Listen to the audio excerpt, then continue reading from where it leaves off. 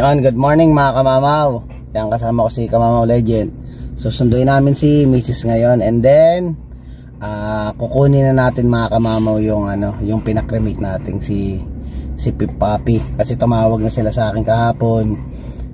Ready na daw to pick up yung natin mga kamamaw. So pupunta tayo sa may College Drive na veterinary clinic. Ayan mga kamamaw, papakita natin at maitatabi na natin yung Pip Papi natin mga kamamaw. Ayan, alam mo ba si Pip Papi? Ayan, ang laki oh, balogan eh.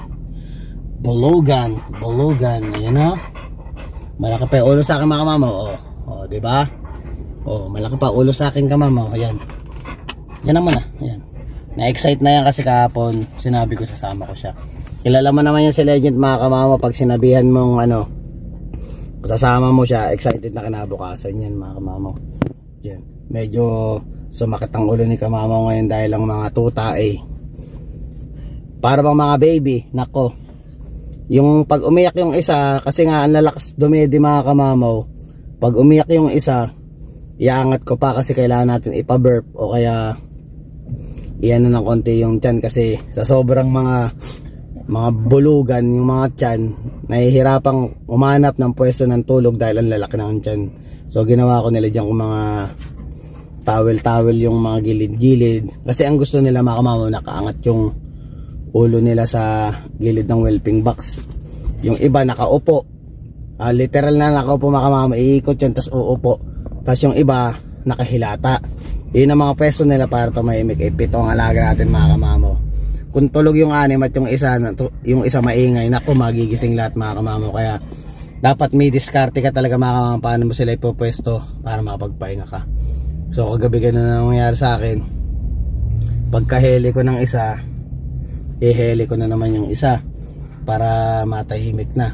Ayun, kakapalit lang namin ng anak ko kasi nga sabi ko susunduin ko lang yung mami niya. Nagpalit kami nung mga sapin nung mga papis. Mga ilang minuto pala naghilamos lang ako dahil magre-ready na ako paglabas. Pagtingin ko puro wiwi na naman yung pad. Hindi mo makikita yung pad na sobrang tuyo ngayon dahil nga lumalaki na sila. Every time na papalitan mo yung training pad mga kamamaw, nako, iihan talaga. Kailangan, gusto nila may basa doon sa sa pwesto nila para matahimik sila. Kung talagang toyo, talagang hindi nila basain. So ito na kayo mga kamamaw, sundan na natin si mami Baby Legend. Sundan na natin si mami. Ayun, sige mga kamamaw, drive muna ako at punta na tayo sa College Drive. See you later mga kamamaw. A few moments later. Okay na. Ito na mga kamamaw, so sunduin na natin at kukunin na natin ang papi. Mga kamamaw, may nangyari doon, hindi ko napansin yung red light. Bigla nag red light kasi sumapol pa sa akin pag gano'n ako, di na ako nag-minor. Bigla nag red light. Sana walang camera doon mga kamamaw. At naku, patay tayo mga kamamaw. Bigla nag red kasi, pero huminto ako mismo sa mismong pole ng ng stoplight. Yan, bigyan tayo ng technique na itong isa. Ang ganda ng harang niya mga kamamaw. Magaling na driver. Yan, yun ang sa pinaka magagaling na driver dito mga kamamaw. Yung mga anong yan, di mo alam bakit nakakapasa yan mga kamamaw sa mga road test exam. Anyway, change topic na, papunta na tayo mga kamamaw. Sama natin si matabang bata. Taba ng niya. Hindi kanta ko mga kamamaw masarap, nare-relax ako pag kinakanta ko yun Ang matatabang bata, kasing taba ng mami nila. Kasi mangot, akala nila niya kamamaw, siya yung sinasabi akong mataba. Sexy naman siya Nare-relax ako pag kinakanta ko yun Mga papis yun Lola ka, lola. Hindi ka ang mami niyan. Nakakaintindi ako ng Tagalog. Oo nga. Nakakapag-analyze. Mami ka pa ng mga aso. Yun kasi palagi mo sinasabi. Hindi, kaya nga di ba sinasabi ko nga sa kanila mahilig nga kasi akong kumanta. Pag kinakanta ko yun, nare-relax ako. Oo. Kinakanta ko kasi mga tuta, mga kamamaw. Sabi ko, ang matatabang bata kasing taba ng mami nila at ng daddy nila. Oo. Diba? Hindi, mga kamamaw. Sakit ang ulo ko. Pag nagkatikit tayo doon, masakit sa ulo yun. Sakit init. Yung panahon dito, mga kamamaw, Malamig ngayon. naulan. Ngayon malamig naman ngayon. Medyo malamig ngayon. So syempre medyo konting heater. Tapos sasalba ka pa, mga kamamaw, sa sobrang liwanag ng sikat ng araw. Naku, mga kamamaw, ganyan ang nangyayari. Tama ba tong mapa natin? Kasi college drive eh. In-expect eh. Shortcut ka niya. Dito ang daan nun. 10 Pwede minutes. rin naman. Alam mo naman ang GPS. Hindi, mali yan, mi. Kasi natatandaan ko, nung nagpunta ako doon, 7 minutes lang. Sige, Wills, susundan natin tong photos na itong mapang to. Pero hindi ito yung dinaanan ko nakaraan. Doon dapat yun tayo sa may ano. Pwede ka naman kasing, ang GPS kasi, idadaan ka niya kung saan alam niyang mas madali ang ruta. Eh kaso nga lang, cellphone mo yung gamit mo, diba? Sabi sa'yo yung pag ganun Oo, tayo. pero tama ako. Tama ako, nadadaling ka rin niya sa ruta. Iba Oo. lang ang ano niya. Yun nga lang, niligaw tayo. Kasi nga, sabi ko sa'yo, dito ang way natin. Pag ganun ang way natin. Taba, yung mga taba. Yung mga kamamukulitan muna tayo. Sige, mga kamaw, drive muna at makulit tong si ano, si Baby Legend. Baby, damula gataba. Sige na, bye-bye. Bye. Bye. Mamaw, dito na ako sa ano, BCA. Yan o. Sa loob. Pasok na ako sa, ayun na mga kamamaw, veterinary clinic.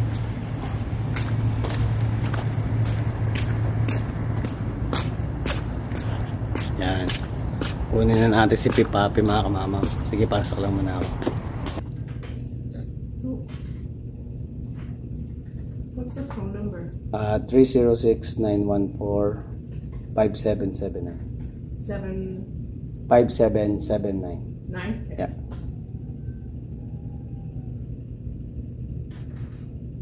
Oh, I just have a question for her after. Oh, yeah, sure. Yeah, Yeah, you're sige. good. Ito na, mga kamamaw. Ang dali lang. Kasi ano ka na tao. Okay na yun. Si Pipapi. Veterinary clinic. Yan. Yes lang. Tatabi ko na siya, mga kamamaw, dun sa ano, sa kapatid niya. Kunin natin yun, mga kamamaw. Minsan nga iniisip ko, mga kamamaw, kung sabihin ko kay Mrs. kung sakaling mawawala ako sa mundo, kahit na yun sila Legend, mawala lahat yun.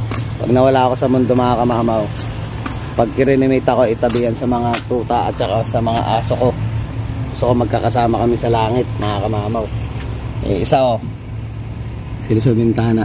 Anong maarte? Tara dito. Dito ka, maarte ka. Come.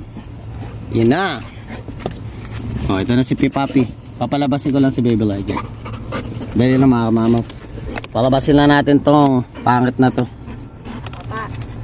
Baka biglang pumupo eh. O, dali, sandali lang. Papakita natin sa mga subscriber mo yung kasing taba mo. Yan na.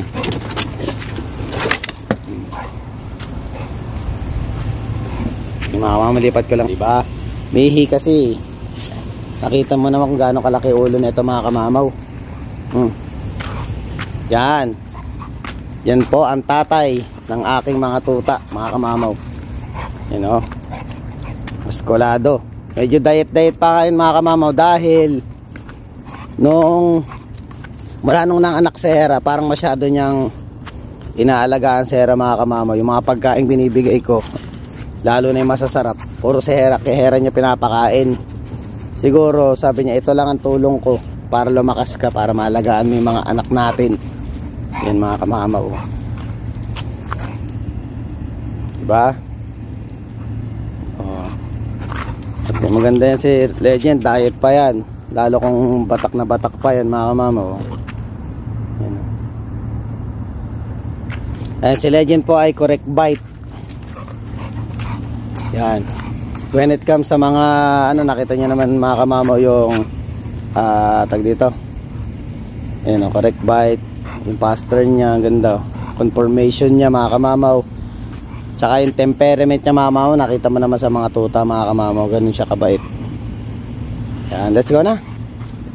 Oh, di ba? Taka ng katawan ni Legend mga kamamaw na. Pupupo ka ba? O, uwi na tayo. Oh, you go up na, up na. Up na, let's go home na. Let's go home. Let's go, dito, let's go home. Uwi na tayo, uwi na. Yun mga kamamaw, yakit ko na siya at kami uuwi na mga kamamaw. Ayan na yung matatabang bata. Tulog na sila mga kamamaw. Yun o, ang sarap ng tulog ng isa o. Si Mokang, si Baby Hera, at si Daddy Legend. Happy ka kanina? Ito na mga kamamaw, dinisplay ko na mga kamamaw yung dalawa na. Ito siguro yung dati, yung dati na inundate. Ito yung bago ngayon, silipin natin mga kamamaw. Yun, dalawa na sila. Nasa loob yung papel. Yan na.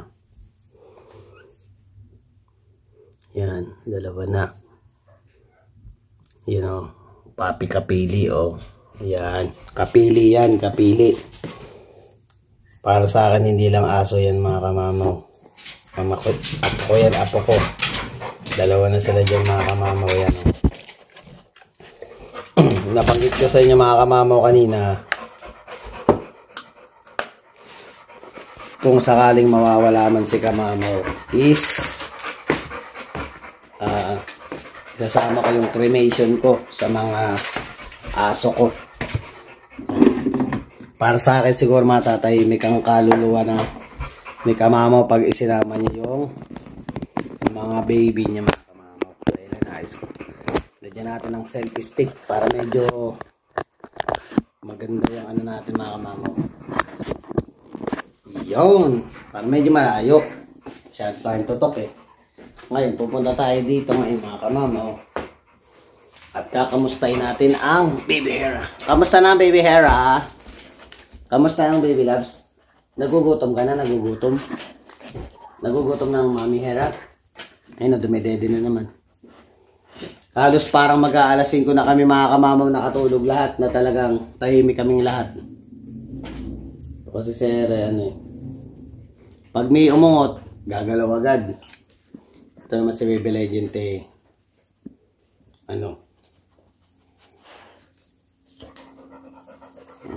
mula nung nanganak si Hera mga kamamaw ako, si Legend nagpipihikan sa pagkain. Di mo alam kung binibigay niya yung pagkain niya dun sa inahin para Kasi first time namin na nakasama si Legend na nandito talaga yung mga tuta. Dati kasi nung pumasyal si Legend, kung napapanood niyo yung mga dati nating video, ilang na si mga papi nun, mga 4 weeks na ngayon 4 weeks na yung tuta. Huwag malikot, naglalambing Tuwan-tuwa si Legend kanina nung pinalabas ko. Takbo kami ng takbuhan doon. Lalakas na mga kamamaw, mga papi Marami na rin nag-i-inquire mga kamamaw. May mga nagme-message sa akin, may mga tumatawag sa akin. Next week ata mga kamamaw, may nag-message sa akin, tropa natin dito, sisilipin na daw niya yung mga tuta. So, ibig sabihin, siguro pipili na siya nung sa kanya. Sabi ko muna sa kanya, wag muna niyang piliin yung dalawang, may dalawa kasi ako dito mga kamamaw. Si Mokang, tsaka itong lilac try na babae. Si Mokang kasi kaya gusto ko, parang, iba yung build ng katawan niya makikita mo mga kamamaw. Kasi ang hinahanap ko mga kamamaw, diba sabi ko sa inyo, is yung makapal na tuta. Si Mokang kasi nakikita ko, feeling ko parang shimil kalalabasan ni Mokang Tapos parang maigsing aso siya. Makikita mo sa legs mga kamamaw yung sa bias ng legs. Mas gusto ko talaga yung parang si Rex lang, yung parang mga 14 inches lang na ganun. Yun ang hinahanap natin sa female, tapos medyo makapal. Kaya makikita mo yung dome ni Mokang, para siyang lalaki. Although naman pag tinignan mo talaga mga kamamaw, kasi nireview namin ni Mrs. yung mga mga picture tsaka video ng mga dating papi. tinignan namin si Sora, ikinumpara namin si Sora si Naxo dun sa mga female, mas makakapal yung female na to. Kasi si Sora makikita mo dati, nung puppy siya, parang classic na talaga siya, di ba? Classic na yung itsura niya talaga. Eh, merong isa doon nangungulit. Yung itsura niya, alam mo, parang pag lumabas, parang kasing kapal lang siya na si Sora dati, ganun ang kita mo. Etong mga female dito, hindi mo alam mga kamamaw na parang nagkakaroon ka ng idea na parang mas makapal sila. Makapal na babae sila, hindi sila yung ano lang. Kaya yun ang ano ko. Inaano ko siya dun. Minsan di tayo nagbabase sa kulay dahil ano naman na nila yun eh. Kasama naman na sa jeans nila yan mga kamama. Magbabato talaga sila ng magagandang kulay dahil proven naman, nakita mo naman si Legend. Nagbato siya ng lilac. Siguro sa lahi ng tatay niya o sa lahi ng nanay niya. Yung mga siguro naging kapatid nito, baka may lilac siyang kapatid dati. Kaya nakapaglabas siya ng lilac. Kasi usually si Legend is champagne color yan. So ayan. Minsan mga kamama, papakita ko sa inyo ano. Pinaghihili pa namin ni Mrs. yung pag tinakabagan. So parang ngayon, timing sila yan. Dilinis na natin yan eh. Tapos